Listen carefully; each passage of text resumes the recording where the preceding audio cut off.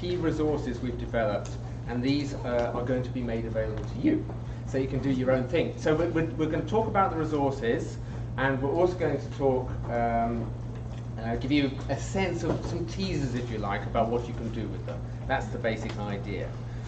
What I want to do is say a little bit about the project behind it. You can see the logo. We win the prize for logos, I'm sure. So the project logo is top left, and I should obviously point to the one bottom left. It's the Arts and Humanities Research Council. They enabled the project to happen. It was a 3-year project, and we are towards the end of the 3rd year. I say towards the end of the 3rd year because there are different finishing points. I'll say a bit more about that at the very end. What I want to do by way of a preliminary is say what the project was doing and also who is being part of it. So the goal of the project was, as you can see from there, to produce a kind of encyclopedia. Currently, 2 volumes are planned. One is a kind of corpus-based dictionary, and another one looks at broader, wider patterns that constitute the idiolects of characters and the styles of plays and all this kind of thing. That's volume 2. We'll give you some clues about some of what we've been doing. When we get to the case studies, you'll see that. I wanted to introduce the people behind the project, and I started doing this, and it went on and on and on in terms of how many people. I counted 23 people in total. This is just slide 1. I think it is worth, you know, conference papers, we acknowledge who's behind the work, and I want to acknowledge all the people who have been involved. I'm sure I've forgotten someone. I apologize immediately for if that is the case. But as you can see here, just working out, well, there's me, Jonathan Culpeper up there, co-investigators, Dawn Archer, one of the lead editors on Volume 2, Andrew Hardy, technical lead, Volume 1 editor with me, Alison Finley, Volume 2 editor, Paul Rayson has been providing technical support. I saw him somewhere over there, particularly at the beginning. Senior Research Associates, Jane Demon, largely in Volume 1, Sean Murphy, Volume 2, Technical Research Associates, there's Amelia and Matt there. Next screen. Grammar Research Assistant, Jennifer Hughes, worked on, helps us with the grammar tagging.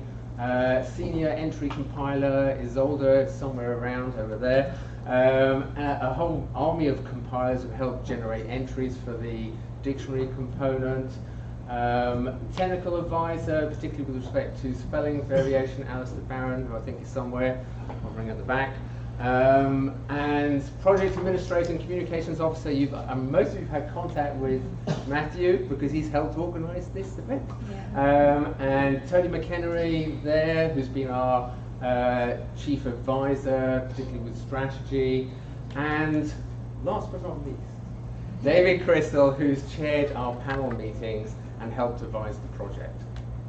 So without further ado, I'm going to go to David and briefly introduce David.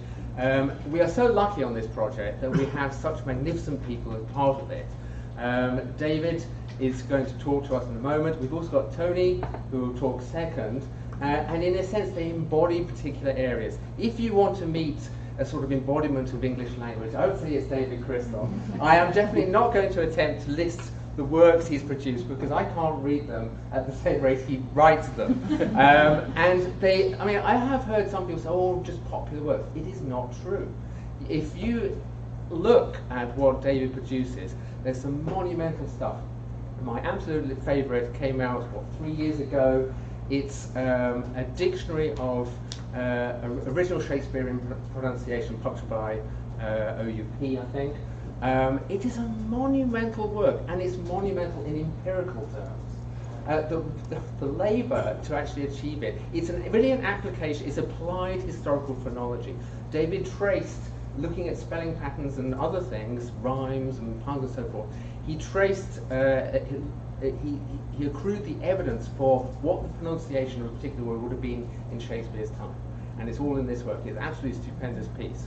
So it's not the only thing. I mean, in the Shakespearean world, there's Shakespeare Words, which is a kind of glossary or lexicon, dictionary, if you like, of Shakespeare, which he did with his son, Ben Crystal, who is also on the panel of this project. We're very fortunate not only to have had them as part of our team, but fortunate today that David is going to say a few words for 10-15 minutes right now. Thank you, David.